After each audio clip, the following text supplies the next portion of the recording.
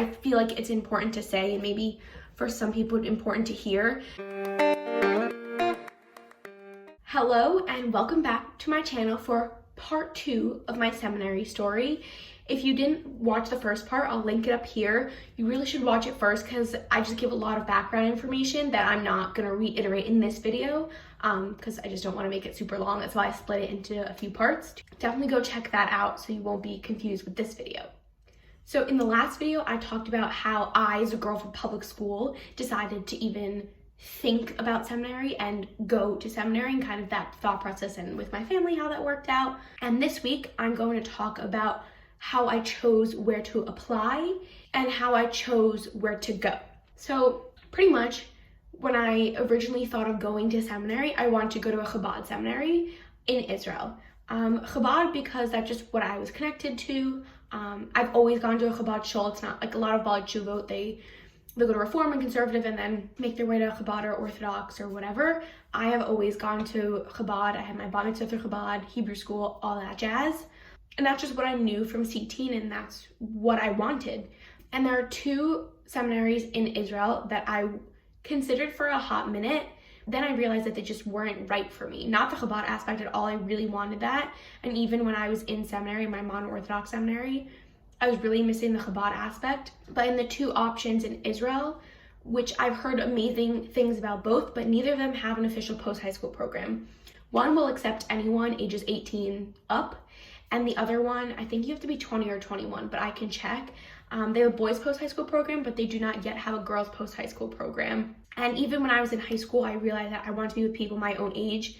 And then in seminary that I went to, I was with people my own age. And then after, I realized how valuable that was. So in high school, I knew that's something that I wanted.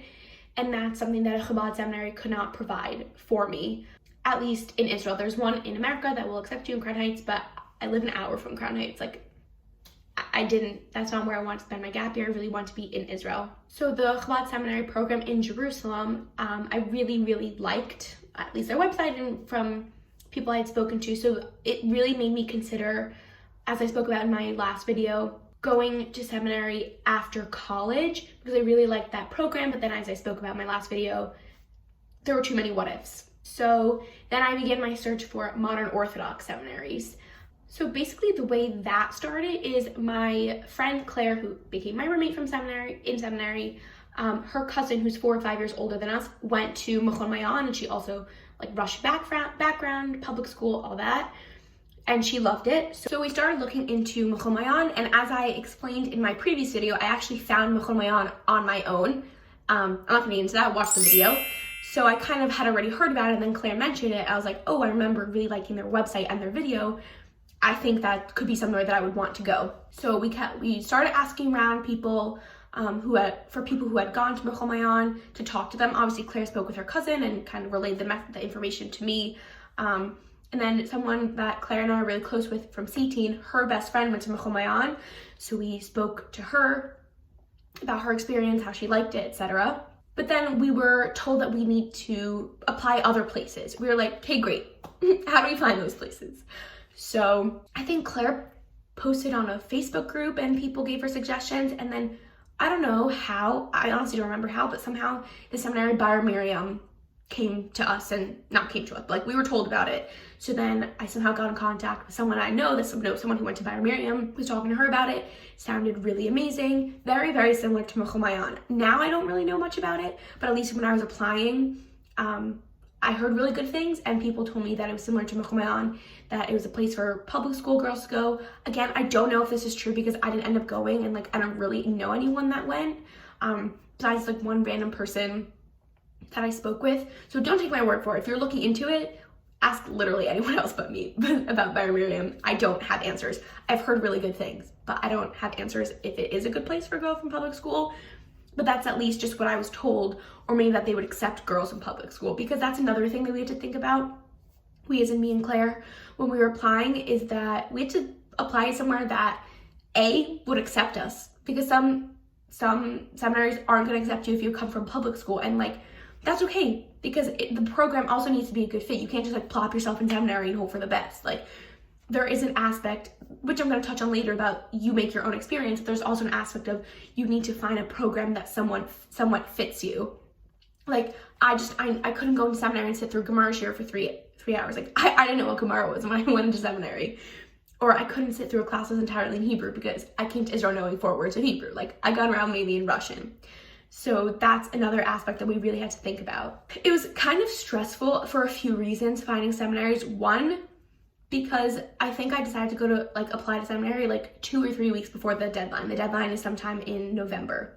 So that was kind of stressful. And then 2, people were like giving me options and then like places that I should consider applying.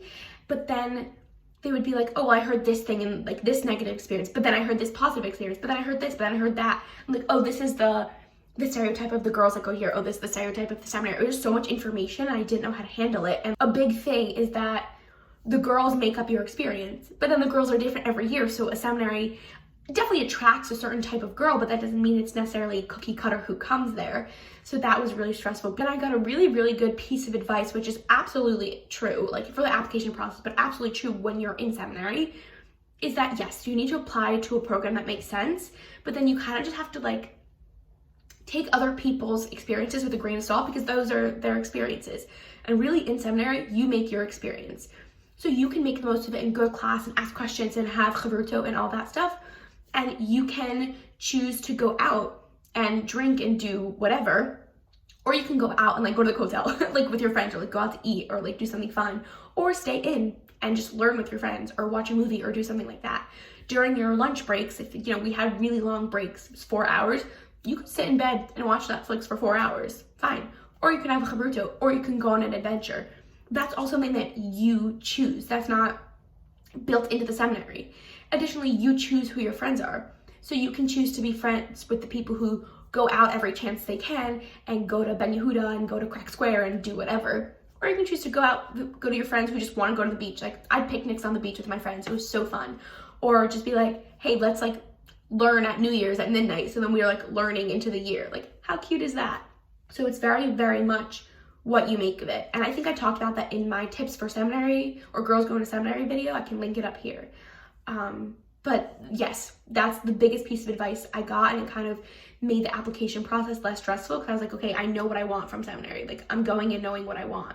And then when I was there and people were doing interesting things, I kind of said to myself, okay, this is what I want. This is what I want to get. I want to explore the land. I want to learn. I want to blah, blah, blah, blah. And then I made that happen. So from speaking with people and doing my own research, I decided to apply to 2 seminaries, Mechon Mayan and Bayer Miriam. I honestly don't even think I considered anything else, but like probably because I just like literally did not know. For better or for worse, I mean, it ended up working out obviously, but I applied to 2 seminaries.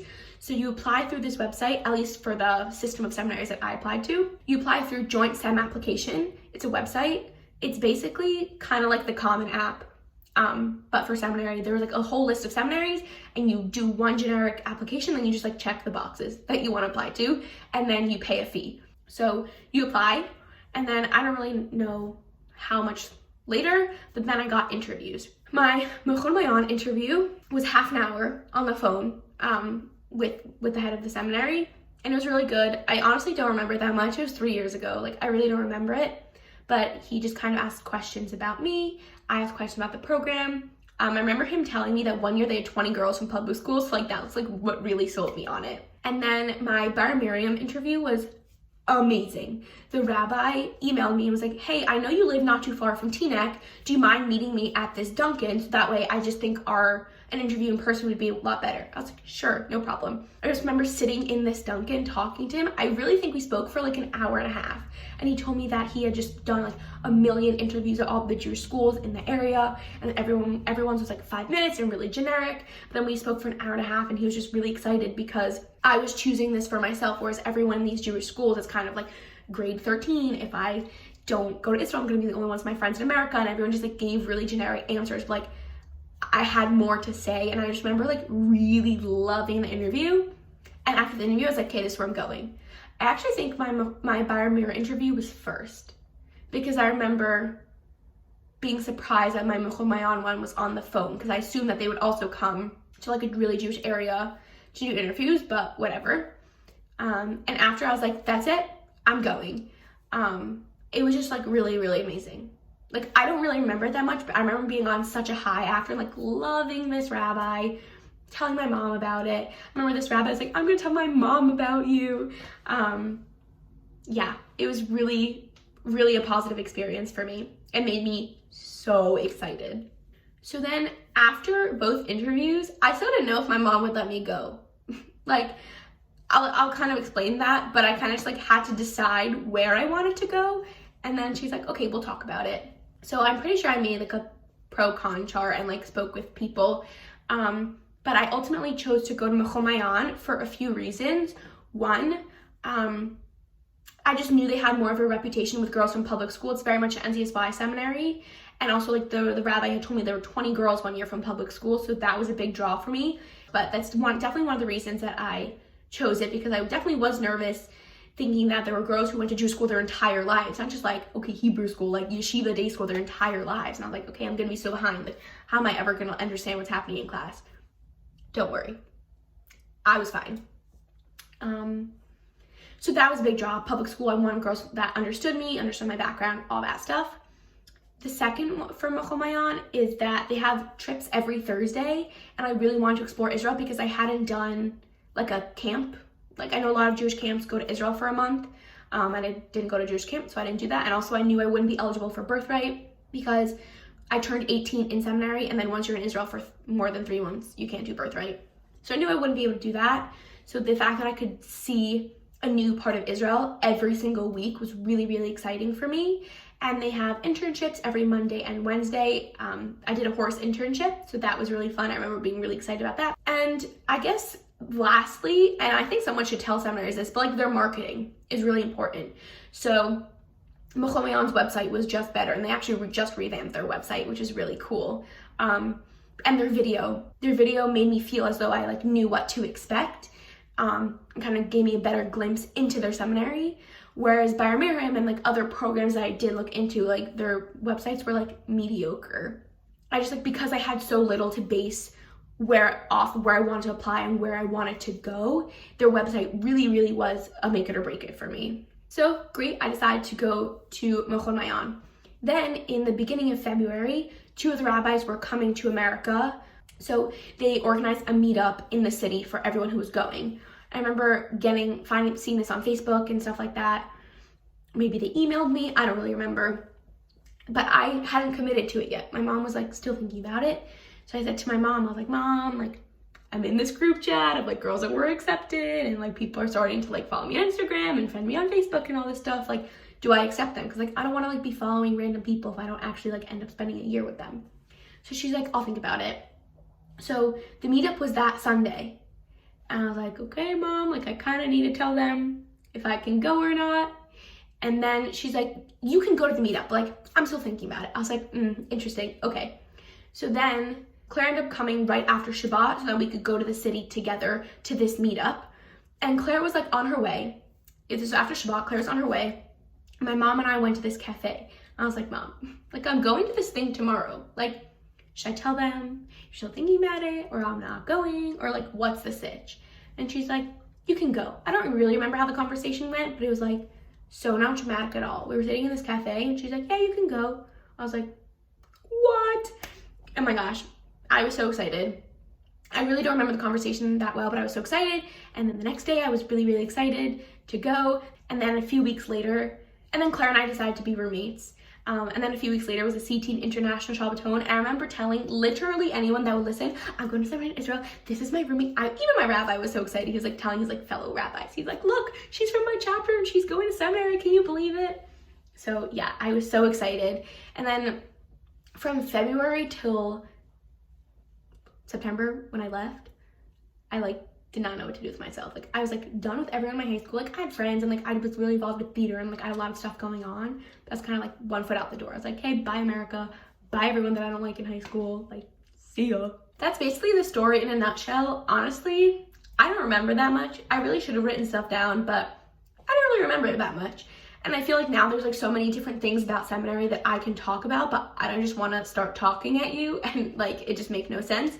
So please let me know in the comments what kind of seminary videos you would want me to make. Just to insert this, I don't think I spoke about this in my last video, but I feel like it's important to say and maybe for some people important to hear. But I remember in this whole like seminary process, I remember thinking like, Hannah, you're not religious. And like that just kept holding me back. Like, Hannah, you're not religious. Like, I didn't keep Shabbat yet. I didn't keep kosher yet. Tznius, like, sort of at C-teen, but like never in school. And I was like, Hannah, this can be really overwhelming for you. You've never like been in like a totally religious environment. Like, I've been on Shabbatons, but those are like 3-4 days. Like, I never even done a CT summer program. Didn't really know what NCSY was, so didn't do an NCSY summer program. So I was just like really, really, really nervous. But I kept thinking to myself, like, Hannah, this is the time. Like, I don't know, I just like had courage to do it. And then in seminary, I found out that there were people who weren't Shomer Shabbat. And I was like, you got this, it's fine. So I don't know if that makes sense in the context of this video, but I just don't think I mentioned it in the last video, and I really, really want to say it because I know it really would have helped me to hear that. Like, you don't have to be totally religious when you go into seminary. Like, you need to grow at your own pace and at your own rate and figure out what's right for you. Thank you so much for watching. I really, really hope this was helpful. This was really fun to share and kind of reminisce and think about how much I didn't know back then. So subscribe, like my channel, let me know what kind of videos I can make for you. Have an awesome day.